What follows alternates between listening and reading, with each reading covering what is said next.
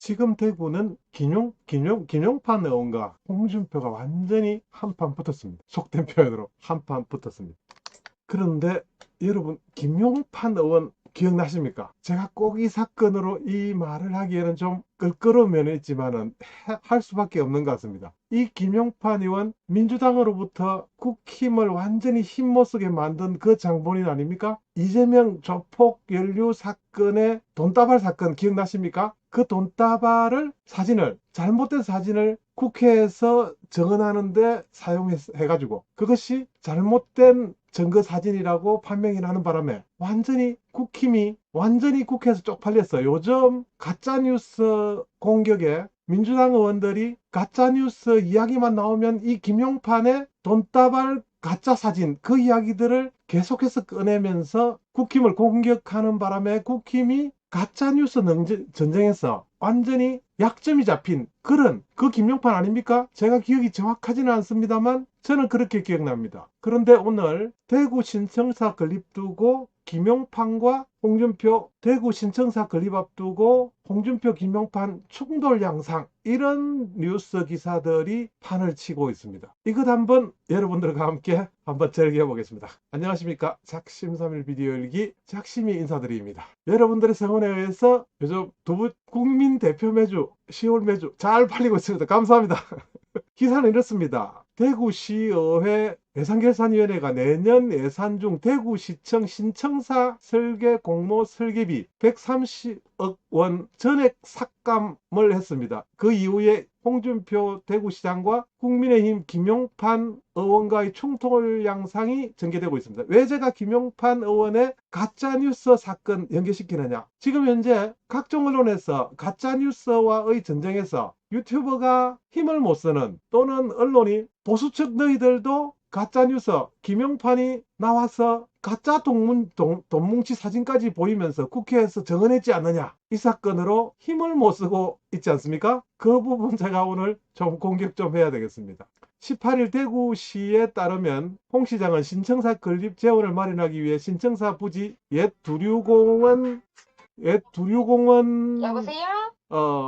부지 이 부분을 매각해서 자금 마련할 계획이었다. 대구시는 내년 4월 남은 6만여 평을 대상으로 설계 공모를 실시할 계획이었는데 홍 시장은 이 부지를 매각해 건립 자금을 마련하는 것은 물론 부채 비율이 전국 지자체 중에서 여보세요? 2위 재정 상태가 최악인 대구시 부채를 갚겠다는 보관이었다. 하지만 김용판 의원은 13일 대구교육연수원에서 대구시 신청사 올바른 건립과 재정 조달을 방안을 위한 토론회를 가졌는데 그 토론회에서 부지 3만여 평만 매각해서 신청사를 짓자고 제안했다는 것입니다. 이것이 지금 문제가 되고 있습니다. 여기에 이렇게 신문에 저희 매주 광고가 나오고 있습니다. 감사합니다. 그러면서 27,000평을 사기업에 나머지 27,000평을 사기업에 팔면 아파트나 주상복합으로 갈 수밖에 없기 때문에 주민들이 반대한다. 1만 평만 팔아서 건립 비용을 확보하고 부채를 갚는 것은 추후에 해야 한다고 주장했습니다. 아니 민간도 어려운데 대구시에서 그 땅을 가지고 오랫동안 있음으로 인해서 얻는 이익이 뭐죠? 저는 잘 모르겠습니다. 김용판 의원의 속셈을 잘 모르겠습니다. 무조건 편갈라서 공격하는 것은 저는 싫어합니다. 홍 시장은 시의회 애결위가 신청사 설계규모 설계비의 전액 삭감을 의결한 거짓 후에 이것을 기득권 카르텔로 규정을 했습니다. 페이스북에도 여러분 제가 한번 소개를 했었습니다. 2번이나 소개했나요? 예산 삭감을 주도한 대구 달서 출신 시의원을 비판하는 모양새를 취했지만 사실상 김용판을 정조준했다 이렇게 신문에서도 직설을 쓰고 있네요. 홍 시장은 이날 페이스북에서 대구시 재정 상태가 최악이어서 이를 시정하려고 각고의 노력을 하고 있는데 기득권 카르텔이 이를 방해하고 막고 있어서 정말 유감이다 이런 글을 올렸습니다. 제가 포스팅했었던 그런 내용이었습니다. 홍 시장의 대구시 신청사 건립 예정부지 일부 매각 방침에 대해 공개적으로 반대 입장을 밝힌 김 의원을 향해 이것 화살을 날린 것이다 이렇게 신문은 표시하고 있습니다. 홍 의원은 부지 1만 평 정도만 매각하자는 김용판 의원의 제안에 대해서는 어이없는 발상이라며 자투리 땅 살 기업이 어디 있겠느냐, 그 제대로 이용할 수 있는 땅이라야 기업이 입지를 하지. 그 자투리장을 누가 살 것이냐? 팔 것은 생각도 않고 반대하느냐? 김용판. 이렇게 말했습니다. 반면 김 의원은 신청사 건립이 무산될 경우 책임 소재를 묻는 기자의 질문에 신청사 건립이 잘못되면 어떻게 될 것인가? 이렇게 했는데 어이없게도 홍준표 시장이 있는 동안에는 그때 무산되는 것이지 영원히 무산되는 것은 아니다. 이러면서 강경 입장을 취했다고 합니다. 그러니까 홍 시장 너 있는 동안에는 안 해주겠다. 그 이후에 해도 상관없다. 아니 이런 입장을 취했습니다. 제가 감정적인 표현을 좀 줄이면서 읽으려고 그러는데 이 부분은 좀 이해가 가지 않을 뿐더러 이것은 홍 시장과 대립해서 자기 자신의 존재감을 나타내 보려는 일종의 의협심이 아니죠. 제가 단어가 생각이 나지 않습니다만 언론 플레이? 예.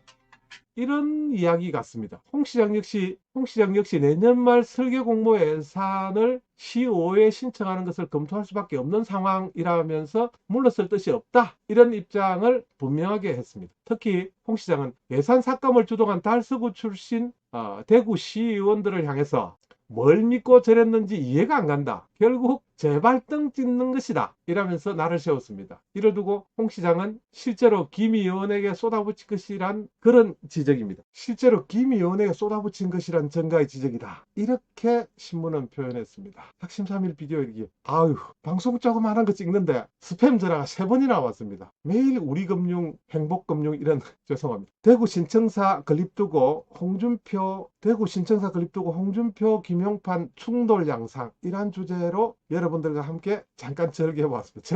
즐기려고 했었는데 이거 뭐 스팸 전화 때문에 즐기지도 못하고 죄송한 마음 그지없습니다. 작심삼일 비디오 일기 다음 영상에서 뵙겠습니다. 죄송합니다. 감사합니다.